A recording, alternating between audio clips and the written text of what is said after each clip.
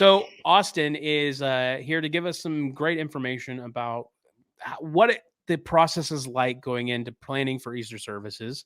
But more so, we got some really good questions we want to ask about more like some good tips about getting ready, what the process would be like, and have your production set up, like what your live streaming stuff looks like. Possibly, what are some of the things you should look for, like the pitfalls that are associated with planning your Easter services on either a small or even a larger scale. So, Austin, for just everybody here who's watching this and or getting some information, Austin, give us a little bit of history about how you, as the worship associate here, what do you guys do on a normal basis? Like, what does that start? When do you start doing your planning? What's that look like? Yeah, so um, for normal Sundays, normal services, I mean, we're trying to be a month out with anything that's like super big that we want to do on a Sunday. Um, and Easter, I mean, Easter we try to do a a big stage flip, so like visually it looks different. And then other than that, we try to do maybe one or two good kind of special elements. One of those usually being something more live and in the room, and one of those typically being something around a video project. So whether that's hey, we're doing a video opener this year, that's going to start the service, kind of set the mood for kind of the theme that we're bringing to Easter this year. So sometimes we started with it, and sometimes we'll start with, hey, we just want to do this song really well. We're not going to do some massive creative project right at the start of service, but at the end of the worship package, we'll do something where video and worship are combined, or hey, we're going to give you a killer 7-minute story of life change from somebody in our church, or just a story we've heard in the last year that can relate back to Easter in the theme that we've picked. So it really just depends on kind of what we've planned for kind of the year ahead. Yeah. So when you start your planning process, so normally a normal service would be about a month out, you said, where you're planning Hmm. the services out, right? But your Easter stuff, like your big events, because we all know Easter is the Super Bowl for churches, right? So, Sure. so Easter, you'd be what, maybe 2, 3 months out in advance in the planning process? Yeah, and I think it goes in steps. So before we do anything, it's really easy for me. I know almost like a year out sometimes, Mm, like after this Easter, hey, this is maybe what I want my set to look like. Because we keep a pretty standard LED wall in the middle, drum riser, keys riser, a pretty typical auditorium. I'll show you in some pictures later. Our truss package yeah. that's flown is kind of just a 1, 2, 3 Okay. kind of tiered stair step truss that comes out into the stage. So pretty empty grid to do whatever I want to do. So I know specifically for last year, I knew the year before that. At some point in the year, Easter's usually our big change, because I'll typically keep it for spring and sometimes into the summer, Hmm. and then I'll change it again in fall, and we'll change it again for Christmas. So yeah, I know years in advance, or hey, I've got these 2 or 3 ideas that I want to try. Gotcha. So when you're doing that kind of like pre-planning work, is I mean, because we're still talking about planning phases, like where you're going in that planning phase. When you're doing Sure. that pre-planning work, where are you drawing inspiration from? I think it's good to pull, I'd say, from 2 places. I would say churches that are around your size, both people and building wise. What churches have similar infrastructure, similar Mhm. uh, toys, technology to what we have. What are they doing? What can I borrow? What can I look at what they've done and maybe improve off of it? And then the fun Mhm. part, look at churches that are bigger than you and dream, how can we take what they've done on a massive scale, and take that to our building? So Mhm. specifically, like our Easter set from last year, which I'll show you all in a little bit, was kind of based off of Bethel's Heaven Come conference. Okay. Yeah. stage back in, I think, 2017, 2018, in Dallas. And that was something that I saw 4 or 5 years ago that I'm like, "That looks really, really good. I'd love to be able to replicate that in some way, shape, or form." When I had that idea, we didn't even have LED wall, um, Mhm. here at LexCity, so it wasn't really, I mean, it wasn't even in the cards. Um, but we've had our wall and have gotten more panels over the last 3, 4 years, so that was definitely the most, like, wild stage design I think that we've done or attempted to do. Gotcha. So when you guys go through that creative process, again, you're starting out. You personally, I mean, you're starting out a year in advance, just getting a concept and idea, and then maybe you're rolling, 6 months deep into kind of concept and roll. What does that look like with other, like with your volunteers specifically? Are you bringing them in to help run the aspects of those pieces, maybe move pieces around? On the stage? Are you getting them involved in like even the video content creation, manning cameras and operations? Like what is the volunteers aspect and what's that look like? Sure.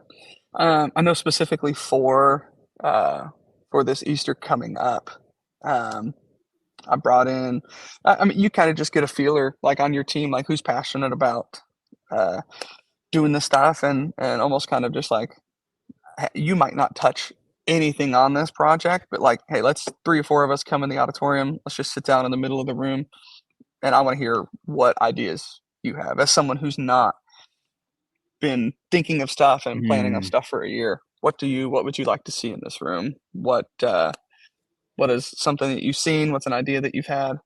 So as far as the pre-planning process, either that, bringing them into the room, getting their opinions, or honestly just running ideas by someone who hasn't been staring at a design for hours on right. end.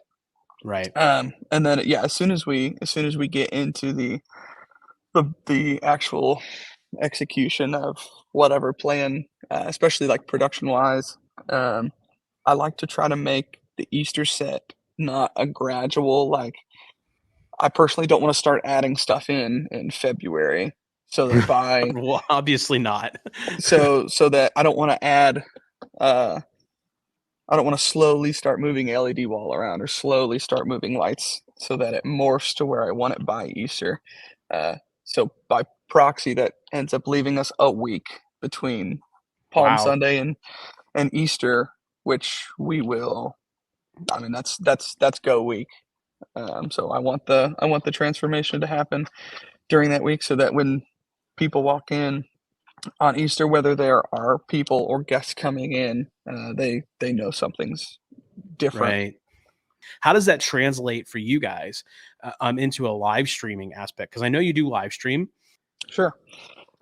So as far as live stream goes, I would say on a typical Sunday, we don't really, uh, our camera operators, our video director, TD, whoever is switching in the back, um, because we do Sundays pretty much the same.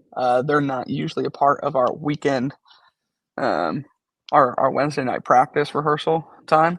So when we get to a Christmas, when we get to a Easter, that's something that, especially when lighting has changed, set has changed, they don't. They're going to come in on Sunday. If they haven't already practiced that, their shots Mhm. are going to be different. Your kind of normal rock steady volunteers who run the same handheld camera every week. You've just changed their world. Right. So making sure that as much as possible of my stuff, is really done in those first 3 days, or Mhm. Sunday if we start after service. I want as much of my design, um, what it's going to look like on Sunday, done by practice time Wednesday, so that our cameras can change, can get colors, can get white balances, can get, ISOs and exposures set if they need to change, so that Mhm. our video director can get a feel for any special elements that we have, and how they may want to, especially on a on a video element that's happening, like, in tandem with a live song, um, our video director needs reps almost to tell, hey, when am I going to take VTR? When am I going to actually take the file of video on the screen versus when Right. am I going to overlay that on live footage? When am I going to set a shot up in the room that gets what's happening on the LED wall and what's happening live? So we kind of treat it like a little bit of both, and like we want to give our live stream people the best experience possible, but also not compromising the excellence of what's happening in the room. Because Mm, at the end of the day, we would rather people come in and experience what we're doing here in the room. Um, so that they almost, I mean, there should be a little sense of missing something if you're sitting on your couch. We know there's people who don't have that choice, and that's why they're watching on live stream. So we still want to try to make that as good as possible, and we want them to feel like, oh, this is a little bit different of a Sunday. right. But again, not compromising what's happening in the room. Sounds interesting. So now you have some images here that you'd like to show us that you had from last year's services for Easter. If you want to go ahead and bring those up for us and let Yes, us take a sir. look at those. And then All if right, you could explain a little bit here of what each element is that you were discussing, and then kind of give us a breakdown as to what your thoughts were on that. sure. Can you see these? Yep. All right, sweet. Yeah. So this is our Easter set from last year, and basically this is kind of like I said, based off of Bethel's Heaven Come tour wall lighting rig that they used in Dallas, and I think 2018. So all of their LED wall was actually on motors. So Mm, what you saw at the beginning of the conference, they kind of used this move as an opening element, and then left it there for the whole conference. So what you actually saw was that top strip of LED wall there. So the 3 panel wide by, or 3 panel deep by, I mean, probably 20 wide, kind of in a triangle pattern. So what you saw was that front one, and that's all you saw because the others were stacked behind it. And then mm-hmm. throughout their opening element, the motors actually stretched that upward truss and the third truss and the second truss, stretched that up to then create like a seamless triangle from floor to ceiling. And theirs was probably 200 feet tall, whereas this is probably only hitting 40 or 50 feet. Mm-hmm. So kind of tried to replicate that. So this was kind of my first, other than sketching it on a napkin, this was kind of my first kind of just mock up of knowing how many LED panels I had to work with and trying to the best of my ability, like to scale, to try to figure out how that would look on stage. And then using the lights that I knew I already had flown on truss, like where are those going, uh, kind of thing. And so this was like the first kind of thing, and it's 2D. But the top truss is actually further out towards downstage, towards the front of the stage.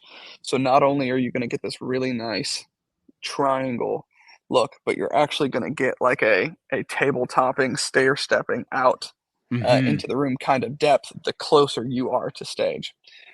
This is kind of once we hung it and we're trying to look at kind of our mapping, just to make sure I have all of the data lines going to each individual truss correctly. So this is Mm-hmm. after LED wall and before we hung rented lights. So this is just house kind of fixtures what we have at this point. And so here is what that looks like uh, before we added any rented lights. So what we've done is you can't just uh, really, they're not selling any LED panels that aren't just square kind of 19-inch by 19-inch panels. So what we've Okay. done is in our video software, we've created a mask Yep. on the outsides that's actually cutting off 45 degrees of those outer panels. And then as soon as you clip lights off, you can't see them at all because they just blend in with the background. So it just creates a Yeah. seamless triangle once you're out in the room. So then I'm going, hey, I've got lights on the outside. Let's go ahead and rent some really, really killer eye candy blinder fixtures, and we're gonna actually put them in the middle of those LED Yeah. sections. This is what it looks like, just our house fixtures on. You can kind of start to see there in the middle that there's some bar fixtures, Mm-hmm. and then kind of the final product is this. So you've got those kind of 12 solo batten fixtures there in the middle, giving a nice even wash across that stage. And then we just kind of built some of our floor package behind those risers that we had. So that was a pretty big pre-planning deal because I needed to know exactly how many panels I had to make the dimensions of that triangle. I needed to know how many were flying on each truss. Right. And then I think the biggest part of this was just talking and communicating with Michaela, our video person, to just make sure that she had a good template Mm-hmm. to actually build content specifically for this wall. So typically, anytime we do a new LED wall change, I'll give her something that looks like this. And basically, this is just I know the pixel count of my panels. So I'll go into Illustrator or Photoshop or Premiere and just basically make a box and try to give her something that exactly matches what we're looking at so that I don't have to send an individual video feed to each and every portion of that LED wall.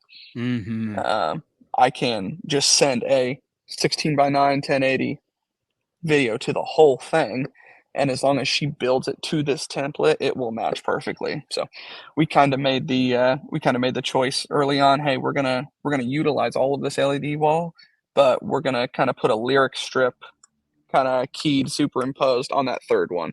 So that Yeah. third one's going to be where we stick all of our lyrical content. I know we did a voiceover, so that's where kind of those big bold text elements Yeah. hit in there. And then it's always going to kind of be off by a pixel or two. Yeah, totally. That's pretty cool, man. Well, I appreciate you sharing that with us. So, I have like two questions left for you, and then we appreciate your time. So, the first For sure. one is really easy for you. Is if you could give me a short list of tools that you would recommend people to use, whether those be free or freemium or even paid tools, ones that you would think would benefit churches who are looking to get started or want to take their their pre-service planning stuff up to the next level. Where what couple of tools would you use that would help do that? Hmm. Um, stuff that I mean, planning center and utilizing the full capacity of planning center. I think people go in there a lot of times and they go, "Oh, I'm gonna put a schedule together," and then it's up to people to come and look at that if they want to do Sure. that. But we try to, as much as is financially possible and makes sense on a pre-planning thing, we try to utilize everything that Planning Center gives us. So connecting your multi-tracks account, connecting that to the other aspects of the giving, the calendar, the people. Um, we like to create spreadsheets with all of our volunteers, so we can know when they've been on, when they like to serve, what their strengths are, stuff that they're really good at, and then also just making sure that we're like going and having coffee with our volunteers, taking them out to lunch, just getting to know them and value them because they are giving their time. So you want to make sure that they're well cared for. And I think also like for us, we're on a smaller team, knowing when it's okay to not take a shortcut, but you don't have to create everything from scratch. We use a Mm, lot of of pre-made loops, stuff like motion array for kind of pre-built After Effects templates that if you would take the time that it would take a staff person to do that and then try to figure out like how much is that person's time worth, a lot of times it's way, even though you're spending money on something, it's way better to pay $30 for an After Effects template that might take you 3 hours, um, to create, and it might not be as good as something that's already out there. Right. Austin, thank you very, very much for your time, man. We really appreciate it. And, if you guys have not checked out anything in regards to what Austin's talking about, Austin, all your services are on your guys' website, right? That Yep. they could go back, including the last year's Easter service as well.